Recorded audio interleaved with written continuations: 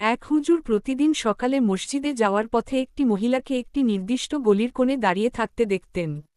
তিনি সহজেই বুঝতে পারতেন, মহিলা সমাজের চোখে পতিতা হিসেবে পরিচিত। হুজুরের মুখে কখনো বিরক্তি ছিল না, কিন্তু মুখ ফিরিয়ে যেতেন, চোখ মিলাতেন না। একদিন প্রচণ্ড বৃষ্টির মধ্যে হুজুর মসজিদের দিকে যাচ্ছিলেন। হঠাৎ দেখলেন, সেই মহিলাটি গলির এক পাশে বসে কাঁপছে। হুজুর থমকে দাঁড়ালেন, কিছুক্ষণ দ্বিধায় পড়ে থেকে বললেন, আপনি ভিজে যাচ্ছেন, চলুন মসজিদের বারান্দায় আসুন।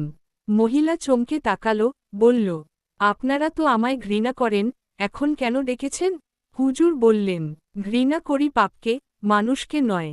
আপনি তো একজন মানুষ, আল্লাহর সৃষ্টির সেরা। আসুন, ঠান্ডা লাগবে। মহিলা বারান্দায় এসে শুকনো কাপড় পেল, একটু গরম পানি পেল।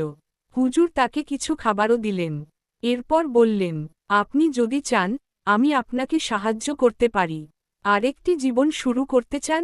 মহিলার চোখে পানি চলে এলো। বলল, আমি জীবনে প্রথম বুঝলাম, কেউ আমাকে মানুষ মনে করে।